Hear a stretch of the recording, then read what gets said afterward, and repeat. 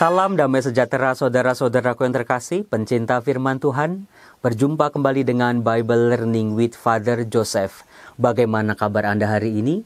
Saya harap Anda semua yang sakit, yang sedang membutuhkan pekerjaan, yang sungguh memerlukan pertolongan campur tangan Allah dalam hidup Anda semua, diberi kemudahan, diberi jalan keluar dari segala masalah-masalah dan penderitaan yang kita hadapi saat ini.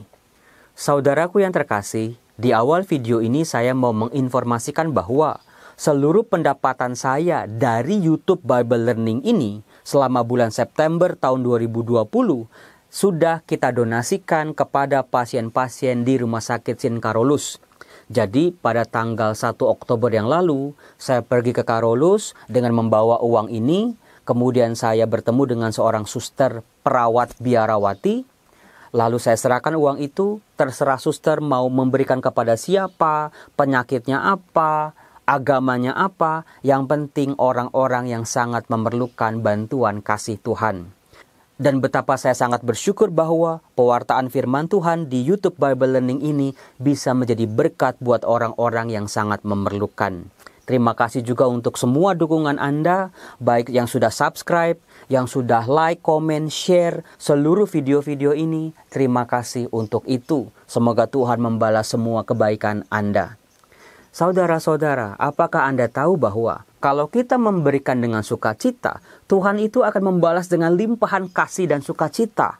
Buktinya, begitu saya pulang dari Carolus, malamnya saya terima email dari YouTube yang memberitahukan bahwa channel YouTube Bible Learning with Father Joseph ini memperoleh penghargaan dari YouTube berupa silver play button. Betapa saya sungguh luar biasa dan senang karena penghargaan ini diberikan untuk channel-channel yang sudah memiliki 100.000 subscriber lebih dan isi video-videonya terbukti sudah memberikan manfaat luar biasa buat para penonton di YouTube ini. Terima kasih kepada Tuhan. Nah, saudara-saudara, dalam video kali ini saya mau berbicara tentang Maria.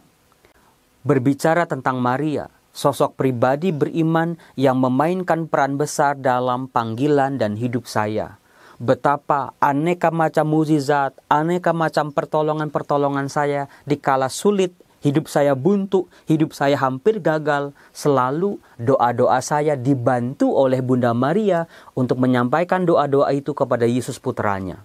Apa yang tadinya tidak mungkin, apa yang tadinya sulit, apa yang tadinya buntu yang saya hadapi, saya berdoa melalui perantaraan Bunda Maria dan doa-doa saya dikabulkan oleh Tuhan Yesus. Saudara-saudaraku yang terkasih, saya yakin pengalaman yang sama juga banyak dialami oleh Anda semua para penonton video Bible Learning ini. Maria memainkan peran penting dalam sejarah keselamatan Allah. Bahwa dalam sejarah Allah memilih seorang perempuan biasa, bukan ratu, bukan dari kalangan ningrat, bukan dari kalangan orang kaya maupun bangsawan, tetapi perempuan desa, gadis desa yang masih polos dan suci. Allah memilih Maria dan memberinya tugas yang sangat berat, yaitu menjadi ibu penebus. Di sini kita bisa melihat bahwa peran Maria bukan sekedar mengandung Yesus di dalam rahimnya, tetapi juga membesarkan kandungannya itu, merawat kandungannya itu dengan penuh kasih keibuan. Lalu juga melahirkan bayi Yesus dengan seluruh keterbatasan yang dia miliki. Rasa sakit, kecemasan, ketakutan, keterasingan pasti sudah dialami juga oleh Maria. Setiap ibu yang pernah melahirkan pasti tahu persis pengorbanan, perasaan dan juga perjuangan Maria dalam proses melahirkan. Sebagaimana setiap ibu di dunia ini, tugasnya bukan hanya melahirkan lalu ditinggal pergi. Tetapi mulai dari menyusui, begadang, cari makanan yang baik, bagaimana memulihkan diri setelah melahirkan, mungkin kurang tidur, merawat, menjaga, memberikan kasih sayang, bahkan memberikan yang terbaik dari dirinya kepada anaknya ini. Sudah pasti itulah yang diberikan oleh Maria kepada Yesus. Waktunya, tenaganya, seluruh perhatiannya total untuk anak yang dikasihinya ini. Belum lagi setiap hari, setiap detik, setiap saat Maria menemani Yesus sampai dewasa. menjadi seorang pribadi yang istimewa untuk bisa menjalani tugasnya dari Bapa untuk menyelamatkan seluruh umat manusia.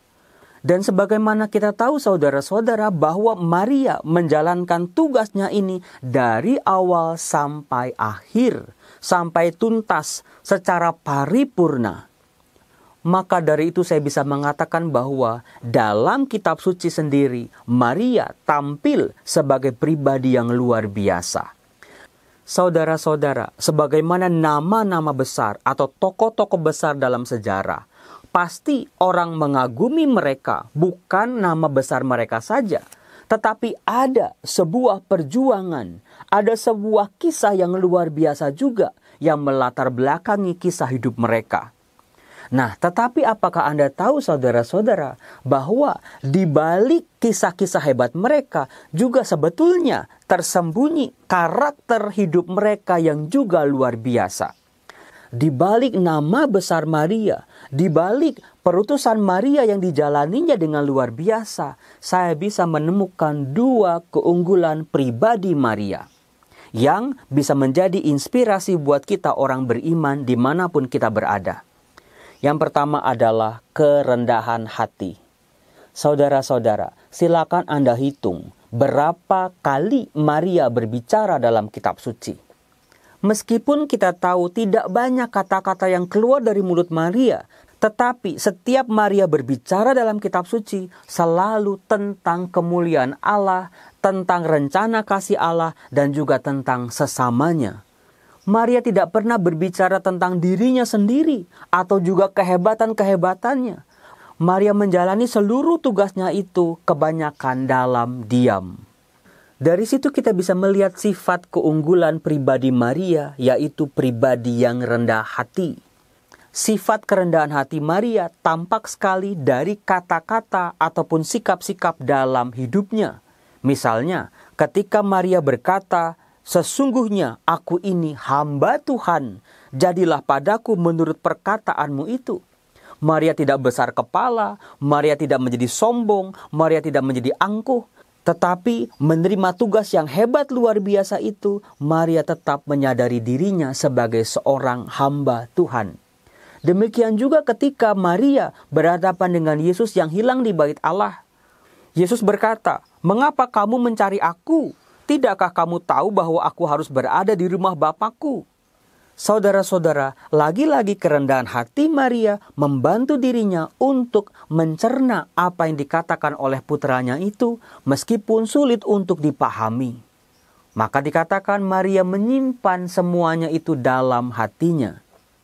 Kualitas iman Maria yang kedua tampak dalam kegigihannya.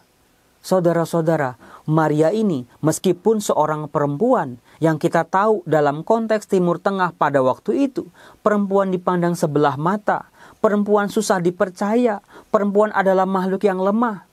Tetapi saudaraku, Maria dalam tugasnya sebagai ibu penebus meruntuhkan seluruh anggapan-anggapan negatif tentang perempuan.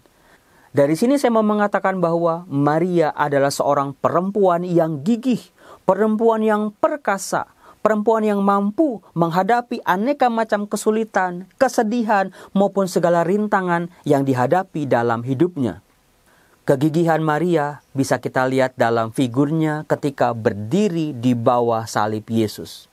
Seberat apapun itu dia hadapi. Maria tampil sebagai perempuan yang kokoh, perempuan yang mampu menghadapi aneka macam kesulitan-kesulitan dalam hidupnya. Saudara-saudara, semoga dua karakter yang dimiliki oleh Maria ini yang kita bisa baca dalam kitab suci memberikan kita inspirasi luar biasa, termasuk juga ketika hidup kita menjadi sulit untuk kita hadapi.